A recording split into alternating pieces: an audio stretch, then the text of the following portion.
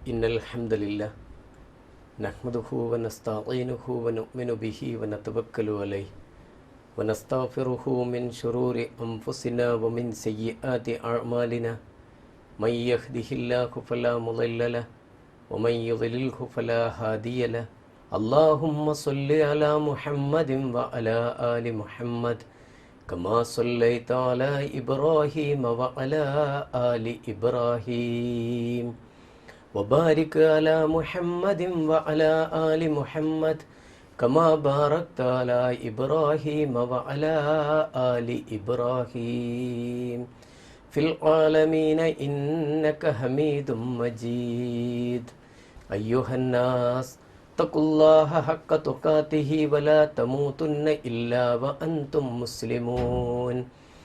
പ്രിയമുള്ള സഹോദരന്മാരെ, സഹോദരിമാരെ, അസ്സലാമു അലൈക്കും വറഹ്മത്തുള്ളാഹി വബറകാതുഹു.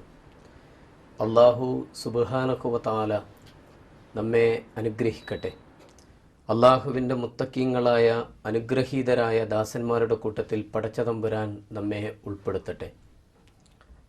സ്വർഗം തേടുന്ന കുടുംബം എന്ന തലവാചകത്തിൽ നിന്നുകൊണ്ട് ചില കാര്യങ്ങൾ സൂചിപ്പിക്കുവാനാണ് ഞാൻ ആഗ്രഹിക്കുന്നത്. ഇന്ന് സ്വകാര്യമായി സങ്കടപ്പെട്ടുകൊണ്ടിരിക്കുന്ന, വിഷമങ്ങൾ അനുഭവിച്ചു കൊണ്ടിരിക്കുന്ന ധാരാളം കുടുംബങ്ങളെ നമുക്ക് കാണാൻ കഴിയും. മാതാപിതാക്കൾ അവരുടെ പ്രിയപ്പെട്ട മക്കളുടെ അവസ്ഥകൾ ആലോചിച്ചുകൊണ്ട് ആകുലപ്പെട്ടുകൊണ്ടിരിക്കുകയാണ്. പ്രിയപ്പെട്ട മാതാപിതാക്കളുടെ സ്നേഹം ലഭിക്കാതെ ദുരന്തപൂർണമായ ജീവിതം നയിച്ചു കൊണ്ടിരിക്കുന്ന മക്കളെ നമുക്ക് കാണാൻ കഴിയും. ഭാര്യയ്ക്ക് ഭർത്താവിനോട് പ്രതിബദ്ധതയോ സ്നേഹമോ ഉണ്ടാകുന്നില്ല.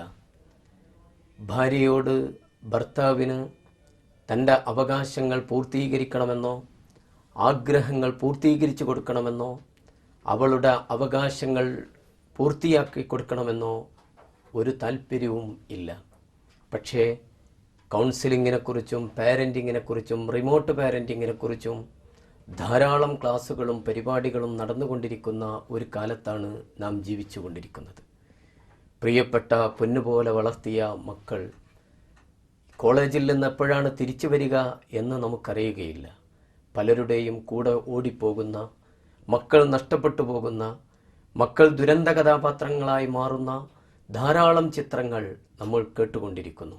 അനുഗ്രഹീതമായ സന്തോഷപൂർണമായ വീട്, എല്ലാ അനുഗ്രഹങ്ങളും നിറഞ്ഞൊഴുകേണ്ടുന്ന വീട്, ആഹ്ലാദത്തിൻ്റെ ആനന്ദത്തിൻ്റെയും ഇടമാകേണ്ടുന്ന വീട് ഇന്ന് സങ്കടപ്പുരകളായി മാറിക്കൊണ്ടിരിക്കുന്ന ഈ സന്ദർഭത്തിൽ ഈ ആനുകാലിക സംഭവങ്ങൾ ദിനേന നിങ്ങൾ പത്രങ്ങളിലൂടെ വായിച്ചു കൊണ്ടിരിക്കുന്നു.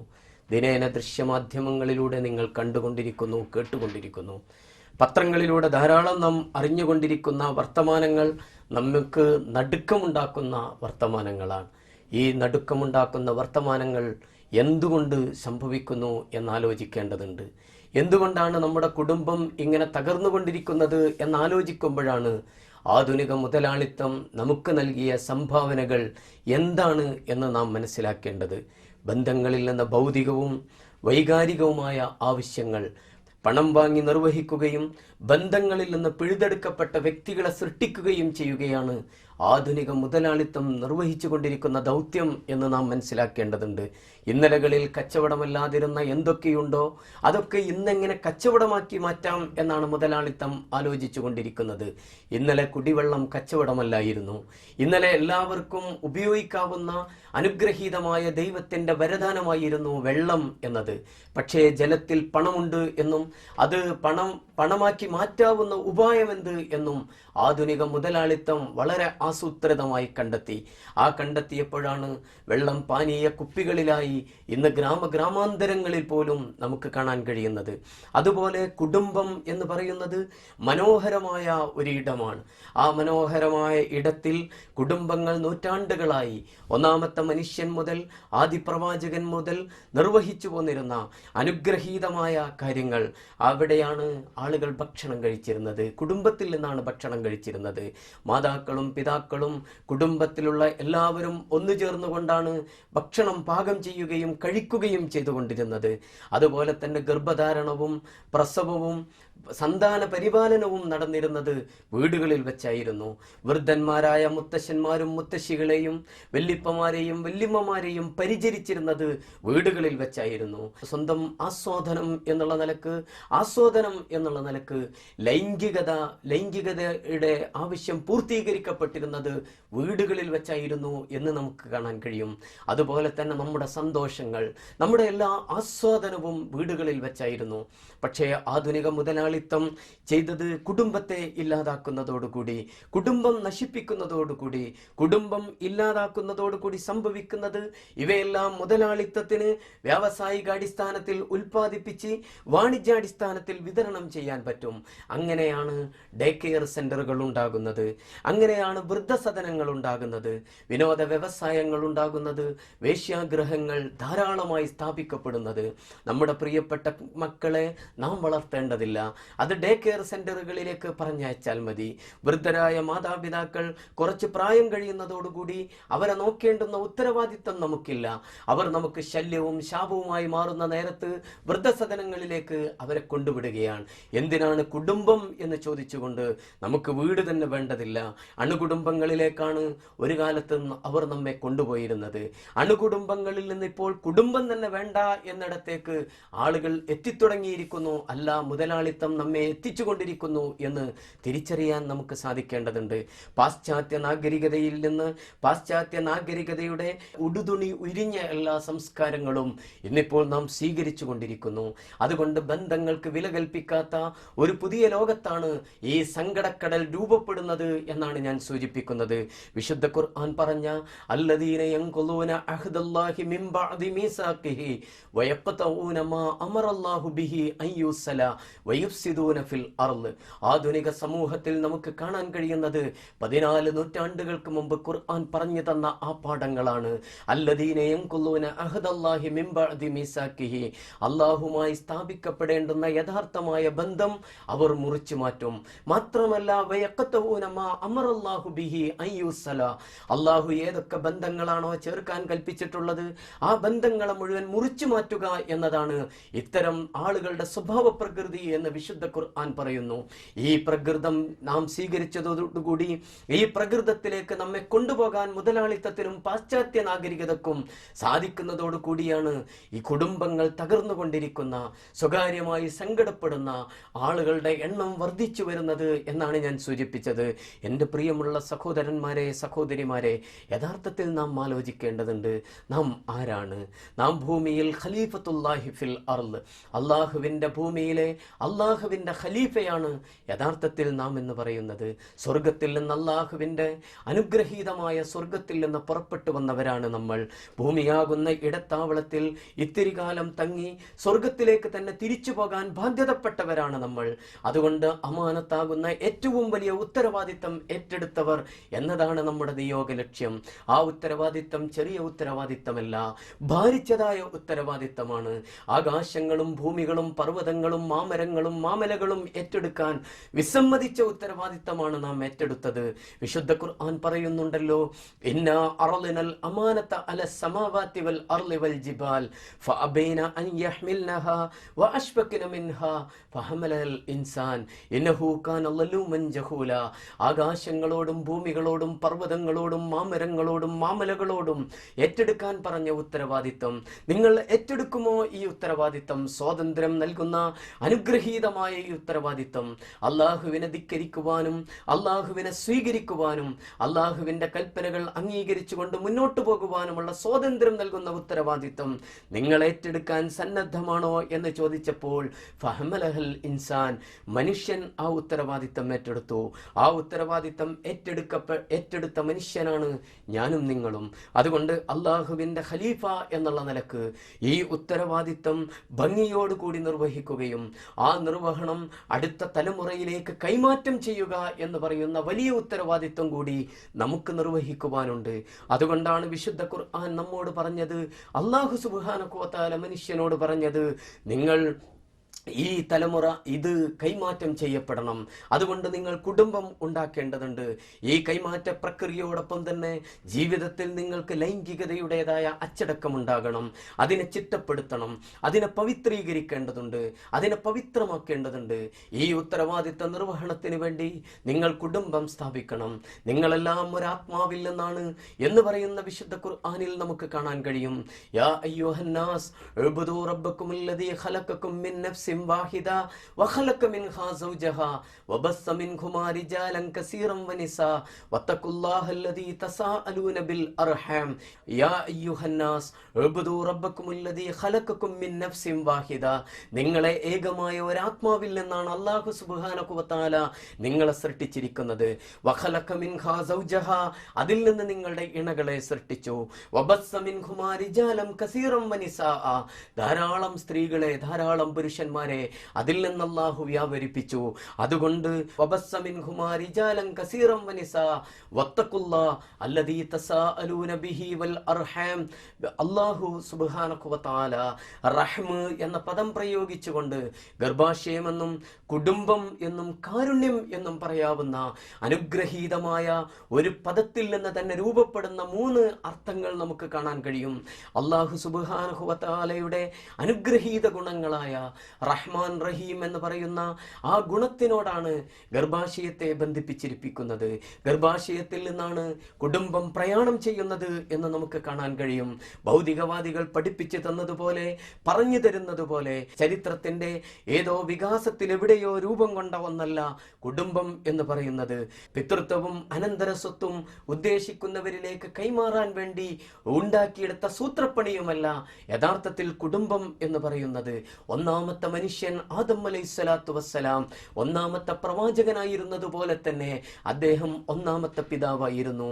അതുപോലെ തന്നെ അദ്ദേഹം ഒന്നാമത്തെ ഭർത്താവുമായിരുന്നു. ഒന്നാമത്തെ മനുഷ്യ സ്ത്രീ ഹവ്വാ റളിയല്ലാഹു അൻഹാ, അവർ ഒന്നാമത്തെ സ്ത്രീ ആയിരുന്നത് പോലെ ഒന്നാമത്തെ ഭാര്യയുമായിരുന്നു, ഒന്നാമത്തെ മാതാവുമായിരുന്നു എന്ന് നമുക്ക് കാണാൻ കഴിയും. അതിലൂടെയാണ് ഒരു കുടുംബം, ഒരു സാമൂഹിക ജീവിതത്തിന്റെ സാമൂഹിക ജീവിയായ മനുഷ്യൻ കുടുംബജീവി എന്നതിൽ നിന്ന് വികാസം കൊണ്ടുകൊണ്ട് സാമൂഹിക ജീവി എന്ന വികാസത്തിലേക്ക് വളരുന്നത് കുടുംബത്തിൽ നിന്നാണ് എന്ന് നമുക്ക് കാണാൻ കഴിയും. ഇങ്ങനെ വീട് നമുക്ക് കേവലമായ ഒരു കെട്ടിടമായിട്ടല്ല അല്ലാഹു സുബ്ഹാനഹു വ തആല നമുക്ക് നൽകിയിരിക്കുന്നത്. വീട് ഒരു അനുഗ്രഹമാണ്. വീടിന് അറബി ഭാഷയിൽ തന്നെ 4 പദങ്ങൾ പറയാറുണ്ട്. ആ 4 പദങ്ങളും 4 ആശയങ്ങളെയാണ്, മഹിതമായ 4 ആശയങ്ങളെയാണ് കുറിക്കുന്നത്. ഒന്നാമത് വീടിന് പറയാറുള്ളത് ബൈത്ത് എന്നാണ്. രാത്രിയിൽ താമസിക്കുന്ന ഇടം എന്നാണ് ബൈത്ത് എന്ന വാക്കിന് അർത്ഥം. നമ്മളെപ്പോഴും രാത്രി കിടന്നുറങ്ങാൻ ആഗ്രഹിക്കുന്ന, നമുക്ക് തലചായ്ക്കാൻ ഏറ്റവും സന്തോഷമുണ്ടാകുന്ന, സുഖകരമായ ഉറക്കം നൽകുന്ന വീടായിരിക്കണം ബൈത്ത് എന്നതുകൊണ്ട് അർത്ഥമാക്കുന്നത്. രണ്ടാമത് സാധാരണ വീടിന് പറയാറുള്ളത് മൻസിൽ എന്ന് പറയാറുണ്ട്. ഒരു അതിഥി മന്ദിരം പോലെ നമുക്കെപ്പോഴും ചെന്ന് കയറുമ്പോൾ സന്തോഷം നൽകുകയും നമ്മെ സ്വീകരിക്കാൻ വേണ്ടി പൂമുഖത്ത് കാത്തിരിക്കുന്ന മക്കളും പേരക്കുട്ടികളും അതുപോലെ തന്നെ നമ്മുടെ പ്രിയപ്പെട്ട പ്രിയതമയും നമ്മുടെ മാതാപിതാക്കളുമൊക്കെയുള്ള അനുഗ്രഹീതമായ ഒരു വീടിനെ കുറിച്ചാണ് മൻസിൽ എന്ന് പറയുന്നത്. നമുക്കവിടെ ഭക്ഷണം തരാൻ, നമുക്ക് സേവനം ചെയ്യാൻ, നമുക്ക് എല്ലാവിധത്തിലുള്ള ആശ്വാസവും നൽകുവാൻ ഒരു അതിഥി മന്ദിരത്തിലെ എല്ലാ സുഖ സൗകര്യങ്ങളും ഉണ്ടാകുന്ന ഇടം പോലെ അനുഗ്രഹീതമായ ഒരിടമായി നമുക്ക് വീട് മാറുന്നു എന്നതാണ് മൻസിൽ എന്ന ആശയത്തിൽ നിന്ന് രൂപപ്പെടുന്നത്. അതുമാത്രം പോരാ, വീടിന് ദാറ് എന്ന് കൂടി പറയാറുണ്ട്. ദാറ് എന്ന് പറയുമ്പോൾ നാം വീട്ടിൽ മാത്രം താമസിക്കുന്നവരല്ല, വീട്ടിൽ നിന്ന് ദൂരദിക്കുകളിലേക്ക് ജോലിക്ക് പോകുന്നവരാണ് നമ്മിൽ പലരും. അങ്ങനെ ജോലിക്ക് പോകുമ്പോൾ അല്ലെങ്കിൽ വീട് വിട്ട് വ്യത്യസ്തങ്ങളായ ആവശ്യങ്ങൾക്ക് വേണ്ടി പുറത്തു പോകുമ്പോഴും വീട് എനിക്ക് പൊക്കിൾ കൊടി ബന്ധം പോലെ എൻ്റെ വീടുമായി എനിക്കൊരു ബന്ധമുണ്ട്. അത് ഒരു ന്യൂക്ലിയസിന് ചുറ്റും, ഒരു മർമ്മത്തിന് ചുറ്റും കറങ്ങുന്ന വസ്തുക്കളെ പോലെ പൂർണ്ണമായി ഒരു കേന്ദ്രബിന്ദുവിനോട് എപ്പോഴും ചേർന്ന് നിൽക്കുന്ന ഒരു ആകർഷണം തീർച്ചയായും വീടിനുണ്ടാകും. അതുകൊണ്ടാണ് ദാർ എന്ന് പറയുന്നത്, ദാർ എന്ന് വീടിന് അർത്ഥം നൽകിയിരിക്കുന്നത് അല്ലെങ്കിൽ പേര് നൽകിയിരിക്കുന്നത് എന്ന് നമുക്ക് കാണാൻ കഴിയും. അവസാനമായി വീടിന് നൽകിയിരിക്കുന്ന ഏറ്റവും മനോഹരമായ പേര് മസ്കൻ എന്നാണ്. ഏറ്റവും ശാന്തിദായകമായ ഇടം, ഒരാൾക്ക് ചെന്ന് ചേർന്നാൽ ഏറ്റവും അനുഗ്രഹം ലഭിക്കുന്ന, തണൽ ലഭിക്കുന്ന മനോഹരമായ ഇടം.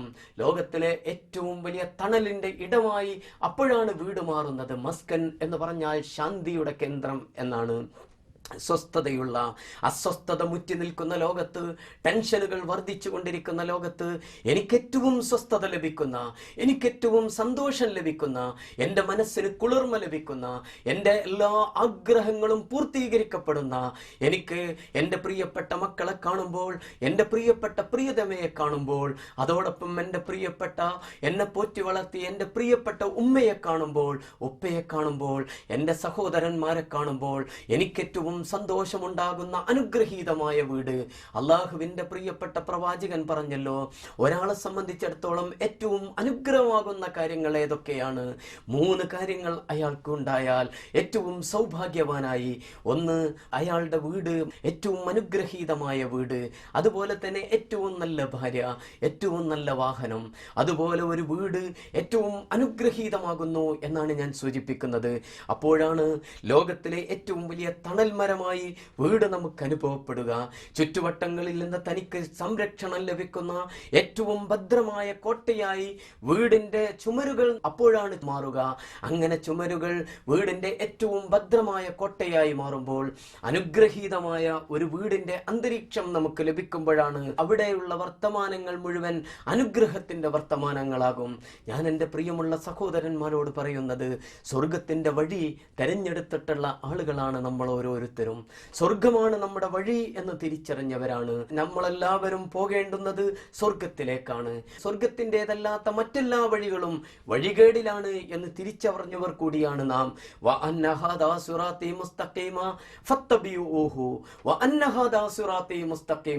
ഇതാ അല്ലാഹുവിന്റെ സിറാത്തുൽ മുസ്തഖീം, അനുഗ്രഹീതമായ സ്വർഗത്തിലേക്കുള്ള രാജപാത. ഞാൻ നേരത്തെ സൂചിപ്പിച്ചല്ലോ, അല്ലാഹുവിന്റെ സ്വർഗത്തിൽ നിന്ന് പുറപ്പെട്ടു വന്നവരാണ് നമ്മൾ. അല്ലാഹുവിന്റെ ഖലീഫയാണ് നമ്മൾ. അതുകൊണ്ട് അല്ലാഹുവിന്റെ സ്വർഗത്തിലേക്കുള്ള വഴി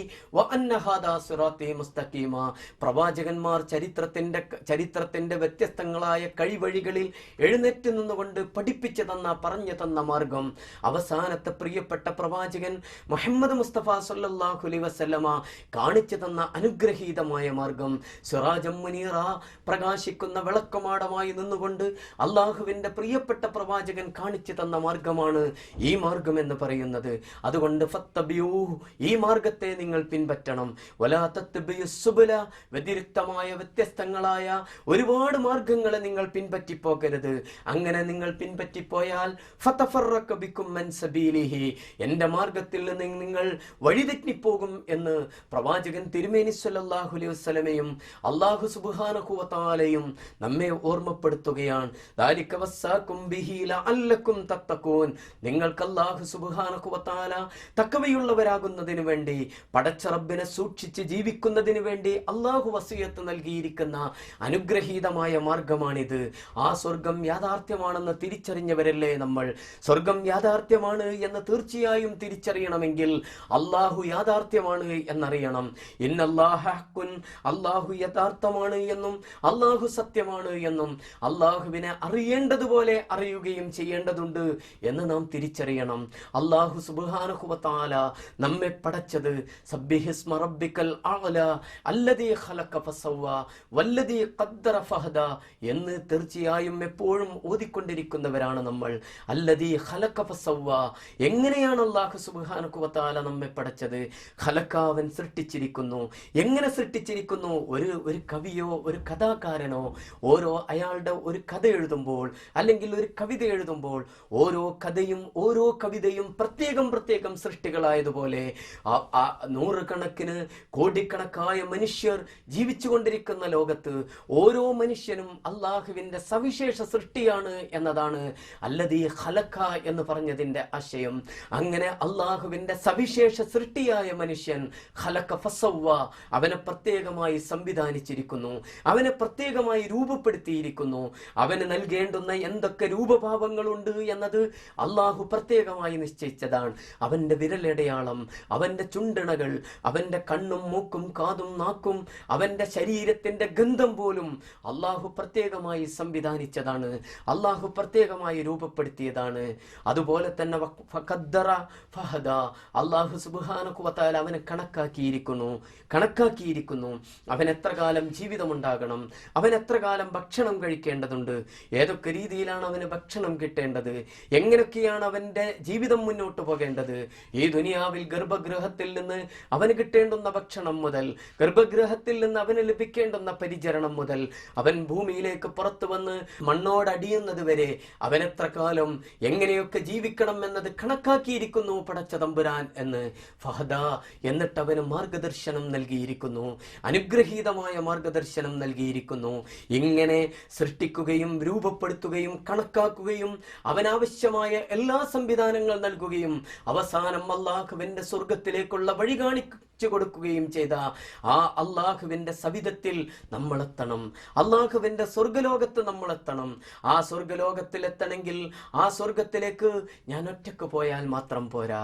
എൻ്റെ കൂടെയുള്ള എൻ്റെ പ്രിയപ്പെട്ടവൾ, ഞാൻ ജീവിതസഖിയായി തിരഞ്ഞെടുത്ത എൻ്റെ പ്രിയപ്പെട്ട ഭാര്യ, എൻ്റെ കരളിൻ്റെ കഷ്ണങ്ങളായ എൻ്റെ പ്രിയപ്പെട്ട മക്കൾ, അവരും എൻ്റെ പിതാവും എൻ്റെ ഉമ്മയും എൻ്റെ കുടുംബത്തിലുള്ളവരും എല്ലാവരും ഒന്നിച്ച് സ്വർഗത്തിലേക്ക് പോകണം. അങ്ങനെ ജന്നാത്തുൽ ഫിർദൗസിലേക്ക് ഒന്നിച്ചു പോകുന്ന യാത്രാ സംഘത്തിലെ അംഗങ്ങളായി ഞങ്ങൾ മാറേണ്ടതുണ്ട്. എനിക്ക് എൻ്റെ കുടുംബത്തോടൊപ്പം സ്വർഗത്തിൽ പോകണമെന്നുള്ള നിഷ്കളങ്കമായ ഉദ്ദേശം, നിഷ്കളങ്കമായ നീയത്ത് നമുക്കെപ്പോഴും ഉണ്ടാകേണ്ടതുണ്ട്. അത് ആ നീയത്ത് തുടങ്ങേണ്ടുന്നത് ഇണയുടെ തിരഞ്ഞെടുപ്പ് മുതൽ ഈ ഉദ്ദേശം വേണം.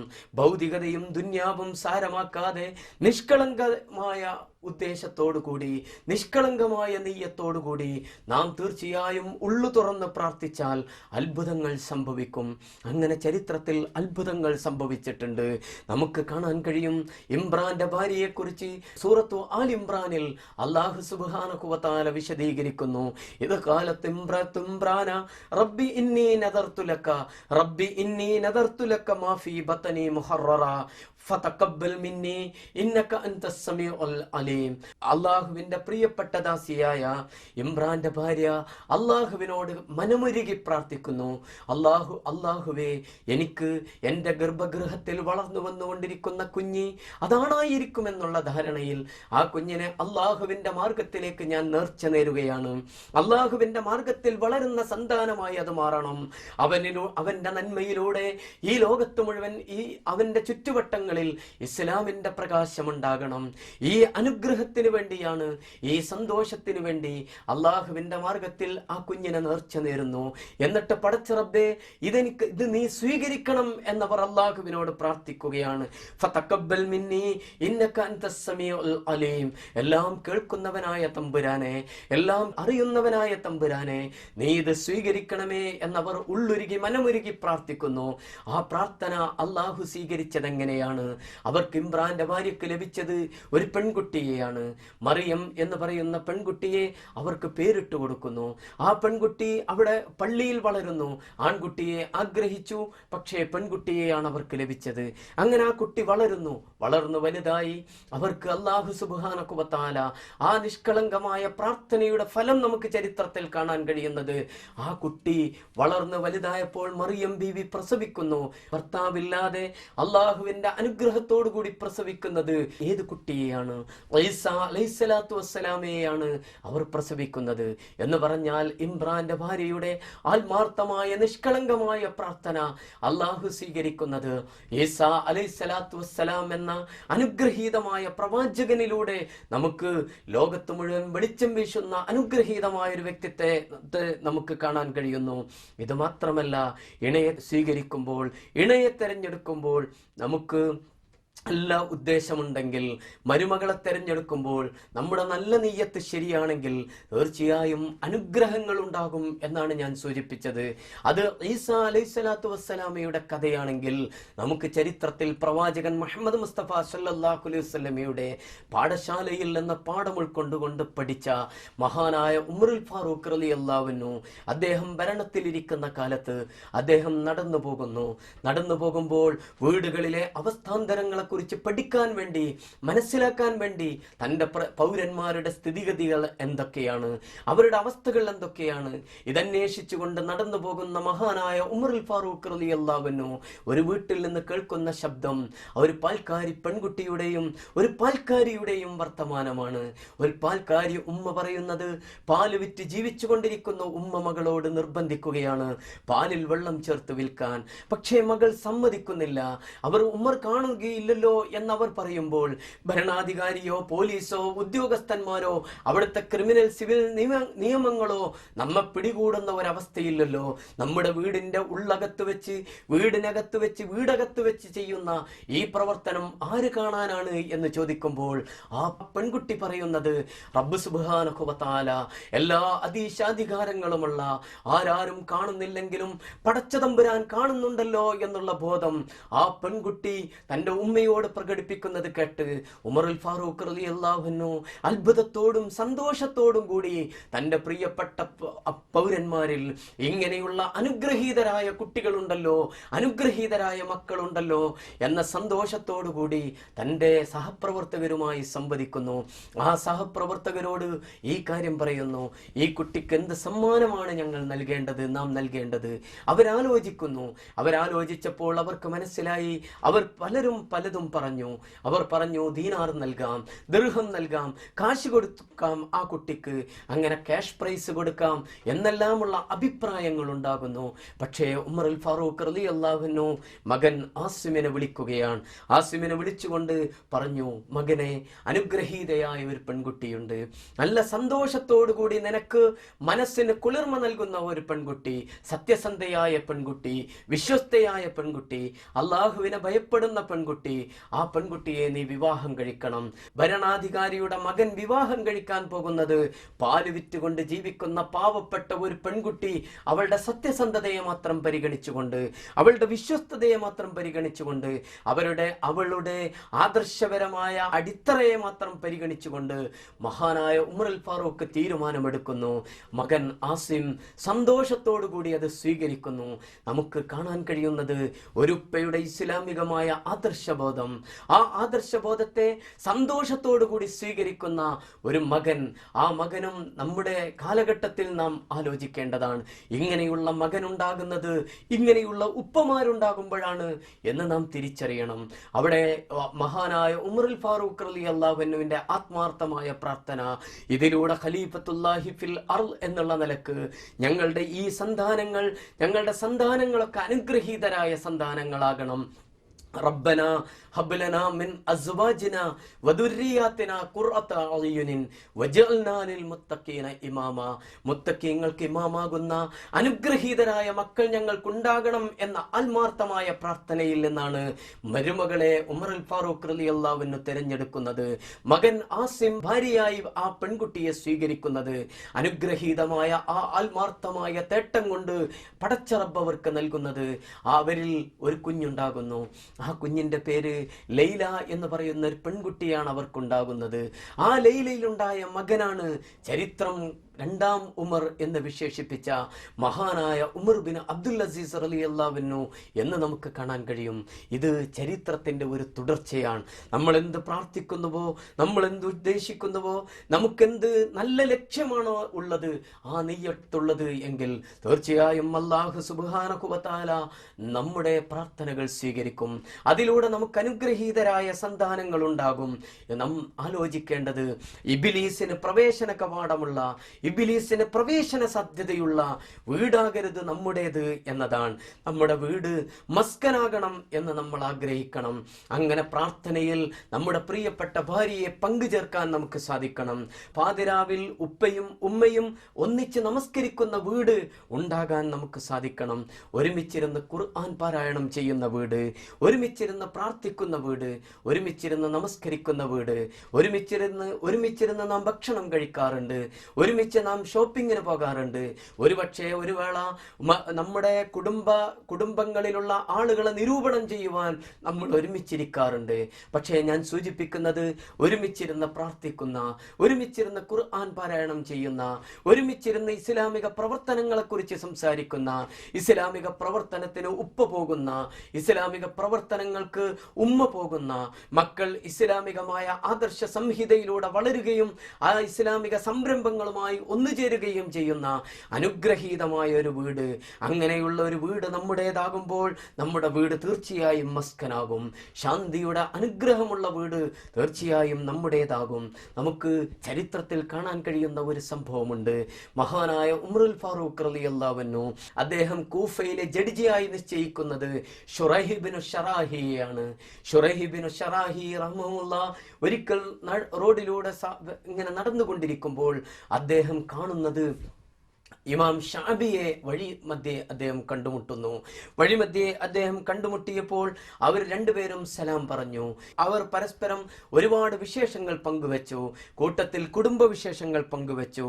എന്നിട്ട് കുറച്ച് വർത്തമാനങ്ങൾ പറഞ്ഞതിന് ശേഷം അദ്ദേഹം പറഞ്ഞു, എന്താണ് നിങ്ങളുടെ കുടുംബ വർത്തമാനങ്ങൾ എന്ന് ചോദിച്ചപ്പോൾ അദ്ദേഹം പറഞ്ഞു, എൻ്റെ കുടുംബത്തിൻ്റെ സന്തോഷമുള്ള അവസ്ഥയാണ്. 20 വർഷമായി എൻ്റെ പ്രിയപ്പെട്ട ഭാര്യയുമായി യാതൊരു തരത്തിലുള്ള പിണക്കമോ യാതൊരു തരത്തിലുള്ള പ്രശ്നങ്ങളോ യാതൊരു കോപമോ ഞങ്ങൾക്കുണ്ടാകേണ്ടി വന്നിട്ടില്ല. ഉടൻ അദ്ദേഹം ചോദിക്കുകയാണ്, വക്കൈഫദാലിക്, എങ്ങനെയാണ് നിങ്ങൾക്ക് അങ്ങനെ സാധിച്ചത്?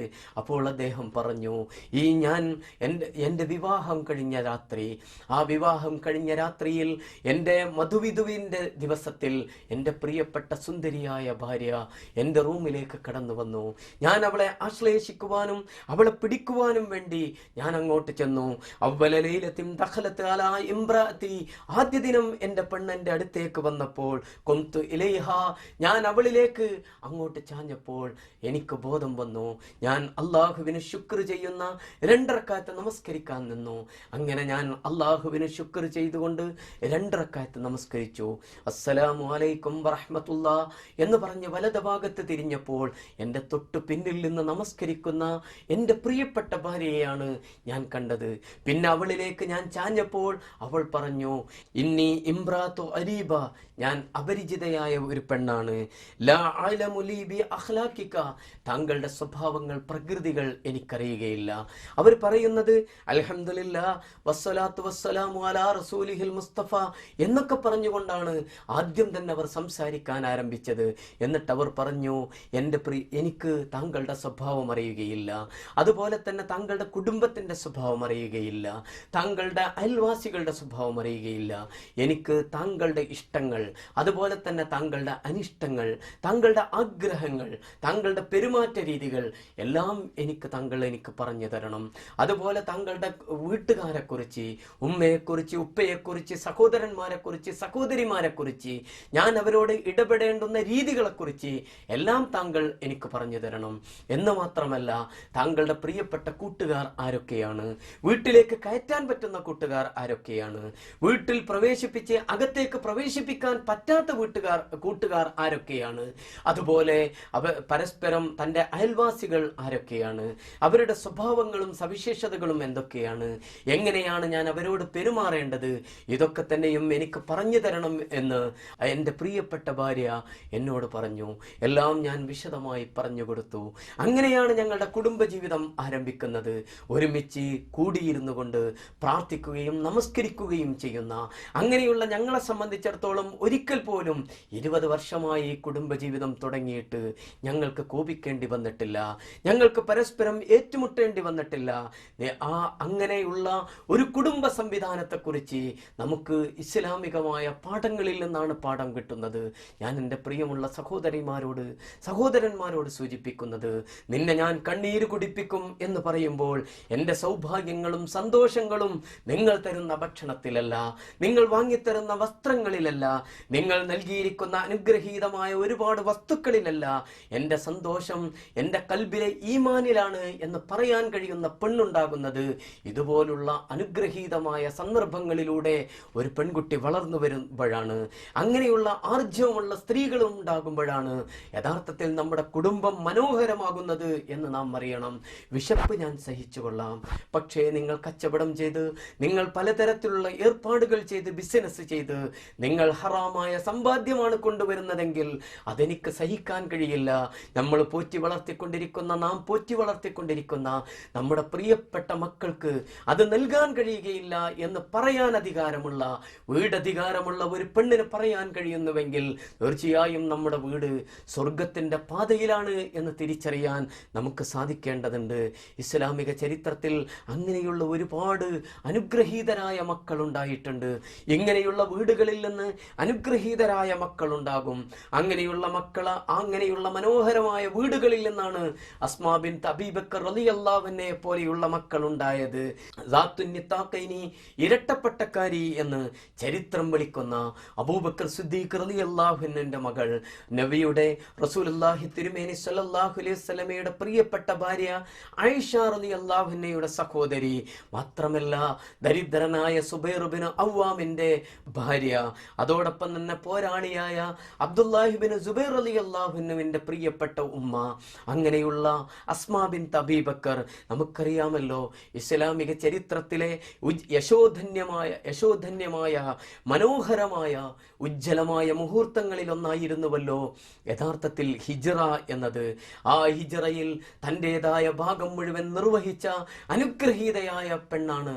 അതിൽ നിന്നാണല്ലോ അവർക്ക് ദാത്തുന്യത്താക്കൈനി, ഇരട്ടപ്പട്ടക്കാരി എന്ന പേര് ലഭിച്ചത്. അങ്ങനെയുള്ള അസ്മാ ബിൻത് അബീ ബക്കർ റളിയല്ലാഹു അൻഹ നമുക്ക് ചരിത്രത്തിൽ കാണാൻ കഴിയുന്ന ഒരു ചെറിയ സംഭവം. ഇസ്ലാം സ്വീകരിച്ചിട്ടില്ലാത്ത അബൂബക്കർ സിദ്ദീഖ് റളിയല്ലാഹു അൻഹുവിന്റെ പിതാവ് അബൂ ഖുഹാഫ വീട്ടിലേക്ക് വരുന്നു. അബൂബക്കർ സിദ്ദീഖ് റളിയല്ലാഹു അൻഹു ഹിജ്റ പോയിരിക്കുന്നു. ഹിജ്റ പോയപ്പോൾ തൻ്റെ വീട്ടിലുള്ള ആരെയും സംരക്ഷിക്കാതെ, തൻ്റെ വീട്ടുകാർക്ക് ആവശ്യമായ വിഭവങ്ങൾ ഒന്നും നൽകാതെയാണ് അദ്ദേഹം പോയിട്ടുള്ളത് എന്നുള്ള വിചാരത്തിൽ അബൂ ഖുഹാഫ വന്നുകൊണ്ട് മകളോട് ചോദിക്കുന്നു, പേരക്കുട്ടിയോട് ചോദിക്കുന്നു, അസ്മാ ബിൻത് അബീ ബക്കറിനോട് ചോദിക്കുന്നു, ഇന്നീല അറാഹു ഖദ് ഫജ്ജഅകും ബിമാലിഇ മഅ നഫ്സിഹി, തൻ്റെ നഫ്സിനെ തന്നെ ചീത്തയാക്കുന്നത് പോലെ, തന്നെ നഫ്സിനെ വേദനിപ്പിച്ചതുപോലെ തന്റെ കുടുംബത്തെയും വേദനിപ്പിച്ചുകൊണ്ട് സമ്പത്തൊന്നും ബാക്കിയാക്കാതെയാണോ നിന്റെ ഉപ്പ പോയിട്ടുള്ളത് എന്ന് അബൂ ഖുഹാഫ ഒരൽപ്പം പരിഹാസത്തോടുകൂടി അസ്മാ ബിൻത് അബീ ബക്കറിനോട് ചോദിക്കുന്നു. അസ്മാ ബിൻത് അബീ ബക്കർ അബൂബക്കർ സിദ്ദീഖ് റളിയല്ലാഹു അൻഹു വളർത്തിയ മോളാണ്. അതുകൊണ്ട് അബൂബക്കർ സിദ്ദീഖ് റളിയല്ലാഹു അൻഹുവിന്റെ ആദർശബോധത്തിൽ നിന്ന് പ്രചോദനം ഉൾക്കൊണ്ടുകൊണ്ട് അള്ളാഹുവിന്റെ പ്രിയപ്പെട്ട പ്രവാചകന്റെ പാഠശാലയിൽ നിന്ന് കിട്ടിയ പാഠങ്ങൾ ഉൾക്കൊണ്ടുകൊണ്ട് അവർ വീടിനകത്തുപോയി അബൂബക്കർ സിദ്ദീഖ് റളിയല്ലാഹു അൻഹു സൂക്ഷിച്ചു വെക്കാറുള്ള, പണം ശേഖരിച്ചു വെക്കാറുള്ള പാത്രം എടുത്തുകൊണ്ട് അതിൽ കല്ലുകൾ നിറക്കുകയും എന്നിട്ട് അത് തുണി കൊണ്ട് പൊതിയുകയും ചെയ്തുകൊണ്ട് കണ്ണ് കാണാത്ത അബൂ ഖുഹാഫയുടെ മുമ്പിലേക്ക്, വിശ്വാസം സ്വീകരിച്ചിട്ടില്ലാത്ത വെല്ലുപ്പയായ അബൂ ഖുഹാഫയുടെ മുമ്പിലേക്ക് ഈ പാത്രം കൊണ്ടുവന്ന് തൊട്ടു നോക്കിച്ചിട്ട് പറഞ്ഞു, കല്ലായ അബത്തി ഇന്നഹു ഖദ് തറക്കലനാ ഖൈറൻ കസീറ. കല്ലാ യാ അബത്, എൻ്റെ പ്രിയപ്പെട്ട പിതാവേ, ഒരിക്കലുമല്ല, ഇന്നഹു ഖദ് തറക്കലനാ ഖൈറൻ കസീറ, ധാരാളം നന്മകൾ നൽകിക്കൊണ്ടാണ്, എല്ലാവിധ സുഖ സൗകര്യങ്ങളും ഞങ്ങൾക്കുള്ള ഏർപ്പാടുകൾ ചെയ്തു വെച്ചുകൊണ്ടാണ് ഞങ്ങളുടെ വന്ധ്യനായ പിതാവ് ഞങ്ങളെ വിട്ട് ഹിജ്റയിലേക്ക് പോയിട്ടുള്ളത്. അതുകൊണ്ട് എൻ്റെ പിതാവിനെ കുറ്റം പറയരുത്. ഇസ്ലാമിൻ്റെ മാർഗത്തിൽ ഇറങ്ങിപ്പുറപ്പെട്ട ഉപ്പയോട് അനുരാഗത്തോടുകൂടി വർത്തമാനം പറയുന്ന, വീട്ടിൽ പട്ടിണി കിടക്കുന്ന 600 ദീനാർ മാത്രം ബാക്കിയുണ്ടായിരുന്നത് പോലും എടുത്തുപോയിട്ടുള്ള അബൂബക്കർ സിദ്ദീഖ് റളിയല്ലാഹു അൻഹുവിന്റെ മകളാണ്. വീട്ടിൽ ഒന്നുമില്ലാതിരുന്നിട്ട് കൂടി സന്തോഷത്തോടു കൂടി ഈ വർത്തമാനം പറയുന്നത് എന്ന് നമ്മൾ അറിയണം. അവർ സുബൈർ ഇബ്നു അവ്വാമിന്റെ ഭാര്യയായി ജീവിക്കുന്ന ഘട്ടത്തിലും നമുക്ക് കാണാൻ കഴിയുന്നത്, ദരിദ്രനായ സുബൈർ ഇബ്നു അവ്വാമിന്റെ കുതിരക്ക് ഭക്ഷണം കൊടുക്കുന്നതിന് വേണ്ടി ഈത്തപ്പഴങ്ങൾ പെറുക്കി തലയിൽ വെച്ച് പോകുന്ന പണക്കാരന്റെ മകളായ അസ്മാ ബിൻത് അബീ ബക്കർ റളിയല്ലാഹു അൻഹയെ നമുക്ക് ചരിത്രത്തിൽ കാണാൻ കഴിയുന്നു. ഇങ്ങനെയുള്ള മക്കൾ അല്ലാഹു സുബ്ഹാനഹു വ തആല അനുഗ്രഹത്തോടു കൂടി നൽകുമ്പോഴാണ് നാം ഇസ്ലാമിന്റെ മാർഗത്തിൽ മുന്നോട്ടു പോകുന്ന ആളുകളാവുക എന്നാണ് ഞാൻ സൂചിപ്പിക്കുന്നത്. രണ്ട് തരത്തിലുള്ള സന്താനങ്ങളെ അല്ലാഹു സുബ്ഹാനഹു വ തആല വിശുദ്ധ ഖുർആനിൽ നമുക്ക് പറഞ്ഞു തരുന്നുണ്ട്. സൂറത്തുൽ അഹ്കാഫിൽ വവസ്വൈനൽ ഇൻസാന ബിവാലിദൈഹി ഇഹ്സാന ഹമലതുഹു ഉമ്മുഹു കുർഹൻ വവളതുഹു കുർഹാ വഹമലുഹു ഫവിസാലുഹു സലാസൂന ശഹറ. വിശുദ്ധ ഖുർആൻ പറയുന്നത്, മനുഷ്യരെ അല്ലാഹു സുബ്ഹാനഹു വ തആല മാതാപിതാക്കളോട് നന്മയിൽ വർത്തിക്കണമെന്ന് ഉപദേശിച്ച ശേഷം പറയുന്നത് ഹമലതുഹു ഉമ്മുഹു കുർഹൻ, ഉമ്മ വളരെ പ്രയാസത്തോടു കൂടിയാണ് നിങ്ങൾ ഗർഭം ചുമന്നിരിക്കുന്നത്. വവളതുഹു കുർഹൻ, അത് വളരെ ക്ലേശം സഹിച്ചുകൊണ്ടാണ് നിങ്ങളെ പ്രസവിച്ചിരിക്കുന്നത്. വഹമലുഹു വഫിസാലുഹു സലാസൂന ശഹറ, 30 മാസങ്ങളാണ് ഇതിന് രണ്ടിനു വേണ്ടി എടുത്തത്. ഒന്ന് ഗർഭധാരണത്തിന് വേണ്ടി, 2 മുലയൂട്ടുന്നതിന് 2 വർഷക്കാലം എടുത്ത്.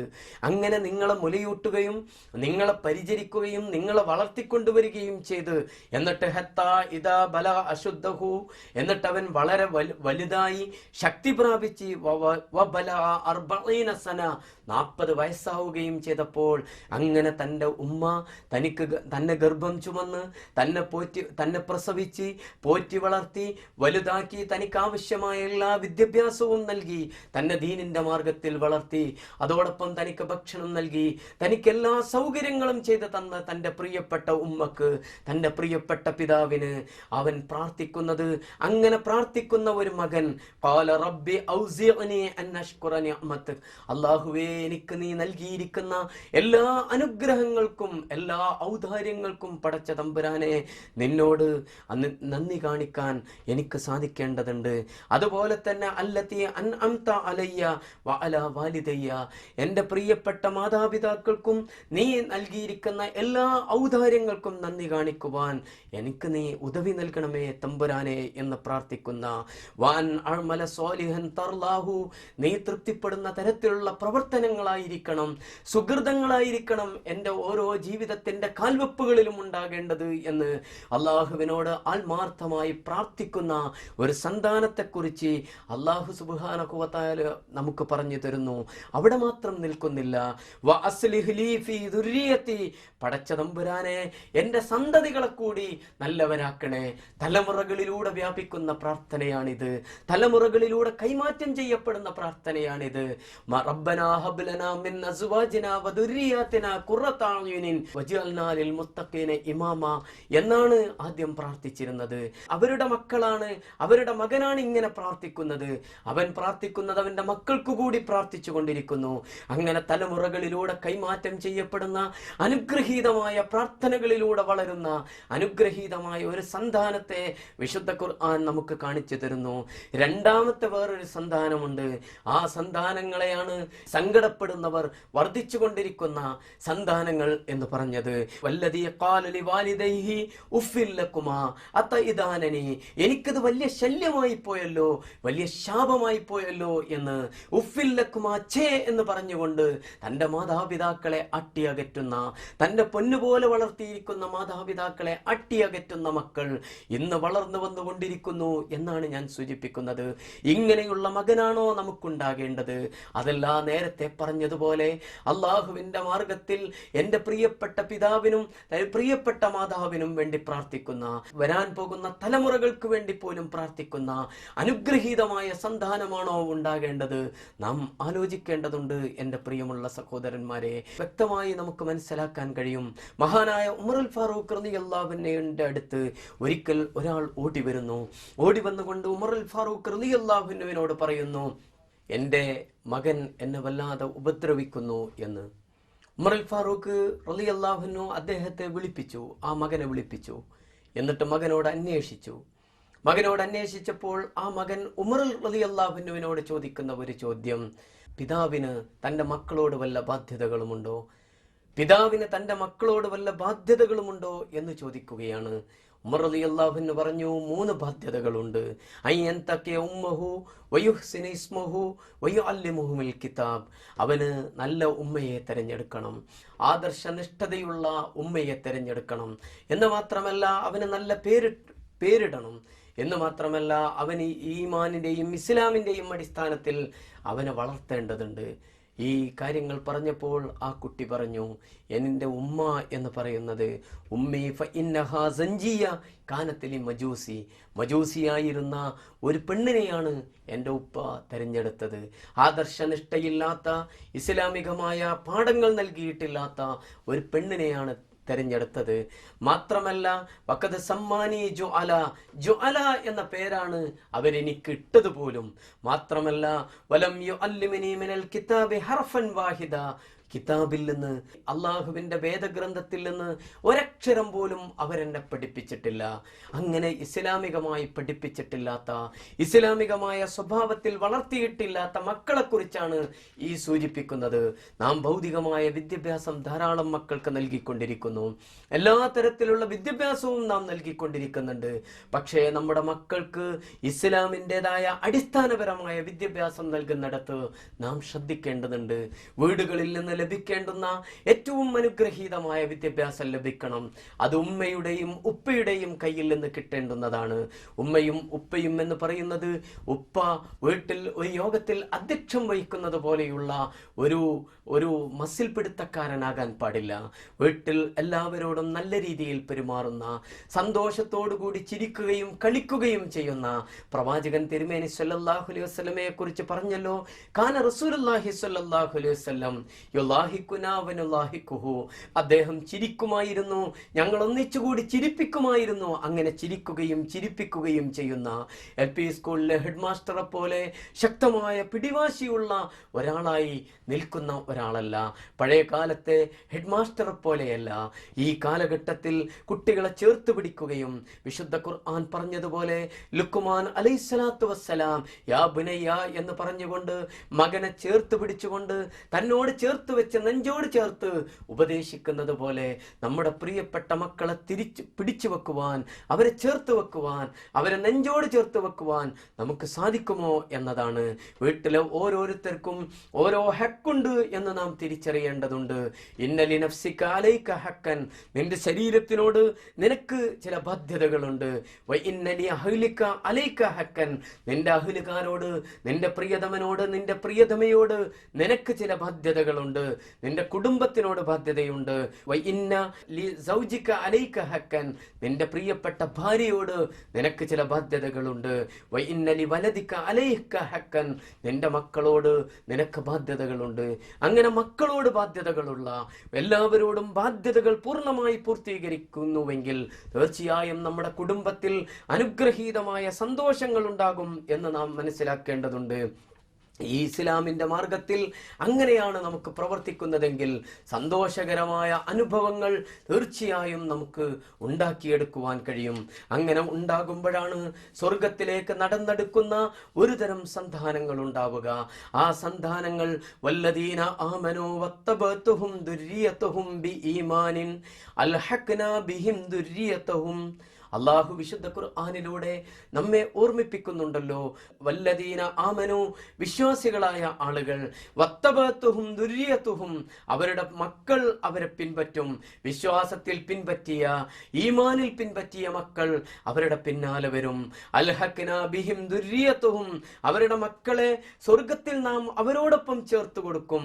വമാ അലത്നാഹും മിൻ അമലിഹിം മിൻ ഷൈഇൻ എല്ലാ തരത്തിലുള്ള ഒരു തരത്തിലുള്ള പ്രവർത്തനങ്ങളും അവരോടൊപ്പം, അവരുടെ യാതൊരു കർമ്മവും അള്ളാഹു കിഴിച്ചു കളയുകയില്ല, ഒഴിവാക്കി കളയുകയില്ല എന്ന് വിശുദ്ധ ഖുർആൻ നമ്മെ ഓർമ്മിപ്പിക്കുകയാണ്. കുല്ലും ബ്രിഇം ബിമാ കസബും റഹീൻ, ഓരോ മനുഷ്യനും താൻ സമ്പാദിച്ചതിന്റെ പണയമാകുന്നു എന്നാണ് ഖുർആൻ പറയുന്നത്. കുല്ലും ബ്രിഇം ബിമാ കസബ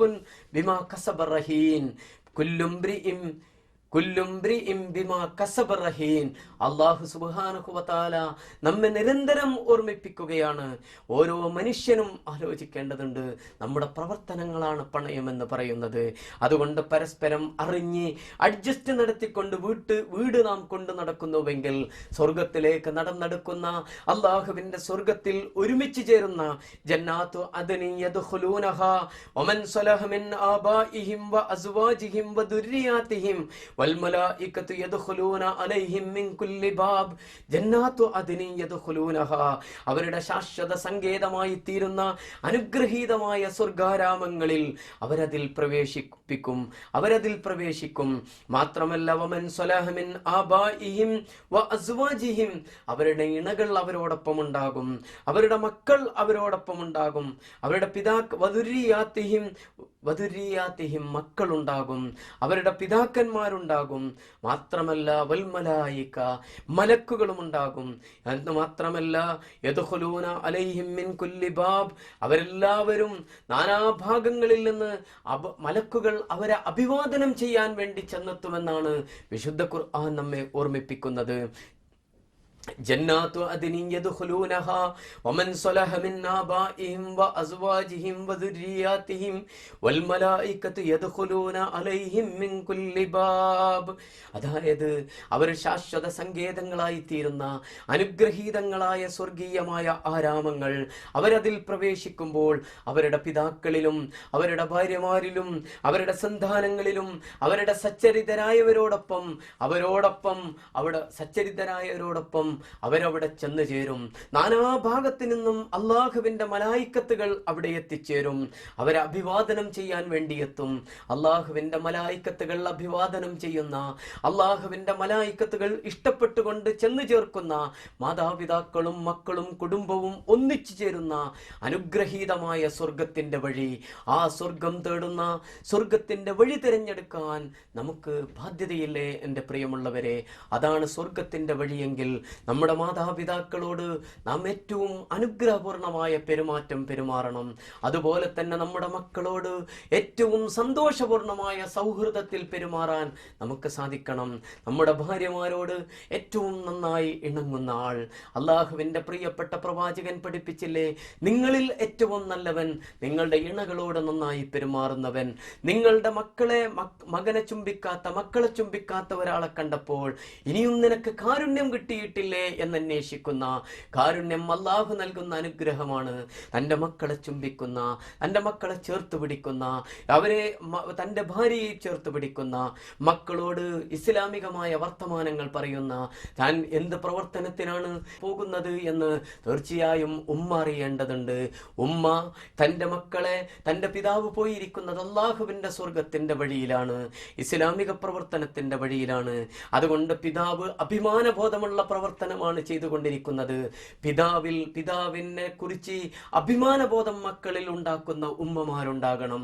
അള്ളാഹുവിന്റെ മാർഗത്തിൽ പ്രവർത്തിക്കുന്ന പിതാക്കന്മാരെ കുറിച്ച് അഭിമാനബോധമുണ്ടാക്കുന്ന ഉമ്മമാർ, അങ്ങനെയുള്ള ഉമ്മമാരുണ്ട് എങ്കിൽ തീർച്ചയായും മക്കൾ വഴിപിഴച്ചു പോവുകയില്ല. ഞാൻ നേരത്തെ സൂചിപ്പിച്ചതുപോലെ ഇണയെ തെരഞ്ഞെടുക്കുമ്പോഴും മക്കളെ വളർത്തുമ്പോഴുമൊക്കെ ഈ രൂപത്തിലുള്ള അനുഗ്രഹീതമായ രൂപം നമുക്കുണ്ടാകുന്നുവെങ്കിൽ തീർച്ചയായും അല്ലാഹുവിന്റെ സ്വർഗത്തിലേക്ക് നടന്നെടുക്കുന്ന അനുഗ്രഹീതരായ ദാസന്മാരിൽ തീർച്ചയായും നാം ഉൾപ്പെടും. അങ്ങനെ മക്കളെ ചേർത്ത് പിടിച്ചുകൊണ്ട് മുന്നോട്ടു പോകുന്ന അനുഗ്രഹീതമായ കുടുംബമാണ് ഇന്ന് ഈ കാലഘട്ടം ആവശ്യപ്പെടുന്നത്. മുതലാളിത്തത്തിന്റെയും പാശ്ചാത്യ നാഗരികതയുടെയും ഈ നാറ്റമാണ് ഇന്ന് കേട്ടുകൊണ്ടിരിക്കുന്നത് എങ്കിൽ ആ നാറ്റത്തിൽ നിന്ന് വിമുക്തമായ ഒരു അനുഗ്രഹീതമായ ഇസ്ലാമിൻ്റെ സുഗന്ധം നമ്മുടെ കുടുംബാന്തരീക്ഷങ്ങളിലേക്ക് വെളിച്ചം വീശട്ടെ. അങ്ങനെ നമ്മുടെ കുടുംബങ്ങളെ ഇസ്ലാമികമാക്കുന്നതിലൂടെ, അള്ളാഹുവിൻ്റെ ദാസന്മാരാണ് എന്ന ബോധം സൃഷ്ടിക്കുന്നതിലൂടെ, ഭൗതിക വിദ്യാഭ്യാസം നേടുന്നതോടൊപ്പം തന്നെ ആത്മീയമായ ഒരു ഇസ്ലാമികമായ, നേരത്തെ സൂചിപ്പിച്ച റഹ്മ് എന്ന ഒരാത്മീയതയുടെ ലാവണ്യം, ഒരാത്മീയതയുടെ ആവേശം നമ്മുടെ ഹൃദയങ്ങളിലേക്ക്, നമ്മുടെ മനസ്സുകളിലേക്ക് വരുന്നുവെങ്കിൽ തീർച്ചയായും അനുഗ്രഹപൂർണമായ ഒരു കുടുംബം നമുക്കുണ്ടാകും. ആ കുടുംബം സ്വർഗത്തിലേക്ക് നടന്നു പോകുന്ന കുടുംബമാകും. അവിടെ പ്രാർത്ഥനകൾ ഉണ്ടാവുക, റബ്ബനാ ഹബ് ലനാ മിൻ അസ്വാജിനാ വദുരിയാതിനാ ഖുർറത അയുനിൻ വജഅൽനാ ലിൽ മുത്തഖീന ഇമാമ എന്നായിരിക്കും. റബ്ബനാ ഹബ് ലനാ മിൻ അസ്വാജിനാ, അല്ലാഹുവേ ഞങ്ങളുടെ ഇണകൾ, വദുരിയാതിനാ ഞങ്ങളുടെ തുണകൾ, അവരെ നീ സ്വീകരിക്കണം. മാത്രമല്ല വജഅൽനാ ലിൽ മുത്തഖീന ഇമാമ, അവരെ നീ മുത്തഖി മുത്തക്കീങ്ങളുടെ ഇമാമാക്കണം, മുത്തക്കിയാക്കണമെന്നല്ല, മുത്തക്കീങ്ങളുടെ ഇമാമാക്കണമേ തമ്പുരാനെ. അങ്ങനെ പ്രാർത്ഥിച്ച് നമുക്ക് സന്താനങ്ങൾ ഉണ്ടാകുമ്പോൾ ആ സന്താനങ്ങൾ നമുക്ക് വേണ്ടി പ്രാർത്ഥിക്കും. റബ്ബി റഹമുമാ കമാ റബ്ബയാനി സഗീറ. പടച്ച തമ്പുരാനെ, അവർക്ക് അനുഗ്രഹം നൽകണേ. ഞങ്ങളെ പ്രിയപ്പെട്ട മാതാപിതാക്കൾ ചെറുപ്പകാലങ്ങളിൽ ഞങ്ങളെ സംരക്ഷിച്ചിരുന്നു, ഞങ്ങൾക്ക് സ്നേഹം നൽകിയിരുന്നു, ഞങ്ങൾക്ക് ആത്മീയമായി ഞങ്ങളെ ഊട്ടിയിരുന്നു, ഞങ്ങൾക്ക് ഖുർആനിക പാഠം നൽകിയിരുന്നു, ഹദീസിലെ അനുഗ്രഹങ്ങൾ ഞങ്ങൾക്ക് പറഞ്ഞു തന്നിരുന്നു, ഞങ്ങൾക്ക് ചരിത്ര പാഠങ്ങൾ പറഞ്ഞു തന്നിരുന്നു. അങ്ങനെ ഞങ്ങൾ ഈമാനുള്ള ബോധമുള്ള മക്കളായി തീർന്നത് ഞങ്ങളുടെ മാതാപിതാക്കളുടെ പ്രവർത്തന ഫലമാണ്. അവർക്ക് നീ വർദ്ധിപ്പിച്ചു കൊടുക്കണേ എന്ന് പ്രാർത്ഥിക്കുന്ന മക്കൾ. അതുകൊണ്ടാണല്ലോ പ്രവാചകൻ തിരുമേനി സ്വല്ലല്ലാഹു അലൈഹി വസല്ലമ ജന്നാത്തുൽ ഫിർദൗസിൽ ഒരാളുടെ ദർജ വർദ്ധിക്കുന്നതിനെ കുറിച്ച് പറഞ്ഞപ്പോൾ അയാൾക്ക് വേണ്ടി പ്രാർത്ഥിച്ചു കൊണ്ടിരിക്കുന്ന മക്കളുണ്ടായത് കൊണ്ടാണ്. അങ്ങനെ അയാളുടെ ഇസ്തിഗ്ഫാറിന് വേണ്ടി പ്രാർത്ഥിക്കുന്ന, അയാളുടെ നന്മയ്ക്ക് വേണ്ടി പ്രാർത്ഥിക്കുന്ന മക്കളുണ്ടാകുന്നത് കൊണ്ടാണ് ഇങ്ങനെ സംഭവിച്ചത് എന്ന് പറയുന്നത്. ഞാൻ എൻ്റെ പ്രിയമുള്ള സഹോദരന്മാരോട്, എന്നോട് സൂചിപ്പിക്കുന്നത്, അങ്ങനെയുള്ള സ്വർഗത്തിലേക്ക് വഴി നടക്കുന്ന അനുഗ്രഹീതരിൽ പടച്ച തമ്പുരാൻ നമ്മെ ഉൾപ്പെടുത്തട്ടെ. അള്ളാഹുവേ, ഈമാനിൻ്റെ വഴിയിലൂടെ നീ ഞങ്ങളെ വഴി നടത്തണേ തമ്പുരാനെ. സ്വർഗത്തിലേക്ക് നടന്നു നീങ്ങുന്ന, സ്വർഗം ആഗ്രഹിക്കുന്ന അനുഗ്രഹീത മക്കളിൽ, അനുഗ്രഹീതരായ ദാസന്മാരിൽ നീ ഞങ്ങളെ ഉൾപ്പെടുത്തണേ തമ്പുരാനെ. ഞങ്ങളിൽ നിന്ന് വന്നുപോയ കൊച്ചു കൊച്ചു തെറ്റുകളുടെ പേരിൽ ഞങ്ങളെ നീ പിടികൂടരുതേ തമ്പുരാനെ. ഈ മാനിൻ്റെ മാർഗത്തിൽ, ഇസ്ലാമിൻ്റെ മാർഗത്തിൽ മുന്നോട്ട് പോകുന്ന അനുഗ്രഹീതരായ ദാസന്മാരിൽ ഞങ്ങളെ നീ ഉൾപ്പെടുത്തി അനുഗ്രഹിക്കണേ തമ്പുരാനെ. അള്ളാഹുവേ, നിന്റെ സിദ്ദീഖുകളുടെ, ശുഹദാക്കളുടെ, അമ്പിയാക്കളുടെ, മുർസലുകളുടെ കൂടെ ജന്നാത്തുൽ ഫിർദൗസിൽ പ്രവേശിക്കുവാൻ, സ്വർഗം നേടുന്ന കുടുംബമായി മാറുവാൻ മഹാനായ ഷഹീദ് സയ്യിദ് സൂചിപ്പിച്ച ഉസ്ര മുഅ്മിൻ, നല്ല മുഅ്മിനാകുന്നതോടുകൂടി നല്ല കുടുംബം എന്ന് പറയുന്ന ആ അനുഗ്രഹീതമായ കുടുംബത്തെ ഞങ്ങൾക്ക് നീ പ്രദാനം ചെയ്യണേ തമ്പുരാനെ. അള്ളാഹുവേ, ഞങ്ങളുടെ മക്കളെ ഞങ്ങൾക്ക് നീ കൺകുളിർമയാക്കണേ തമ്പുരാനെ. ഇസ്ലാമിൻ്റെ മാർഗത്തിൽ വളർത്തുവാൻ, ദിശാബോധമുള്ള മക്കളാക്കി വളർത്തുവാൻ നീ ഞങ്ങളെ അനുഗ്രഹിക്കണേ തമ്പുരാനെ. അല്ലാഹുമ്മ ഗ്ഫിർ ലിൽ മുഅ്മിനീന വൽ മുഅ്മിനാത്ത് വൽ മുസ്ലിമീന വൽ മുസ്ലിമാത്ത് അൽഅഹ്യാഇ മിൻകും വൽ അംവാത്ത് ഇന്നക മുജീബുദ് ദഅവാതി യാ ഖാദിയൽ ഹജാത്ത് തുജിബ് സറാഹും വജഅലിൽ ജന്നത മഅവാഹും. അല്ലാഹുമ്മ അജ്ർനാ മിനൻ നാർ, അല്ലാഹുമ്മ അജ്ർനാ മിനൻ നാർ. اللهم أيد أيدينا لإقامة الدين، اللهم أيد أيدينا لإظهار الدين. اللهم ربنا آتنا في الدنيا حسنة وفي الآخرة حسنة وقنا عذاب النار. آمين برحمتك يا أرحم الراحمين. السلام عليكم ورحمة الله وبركاته.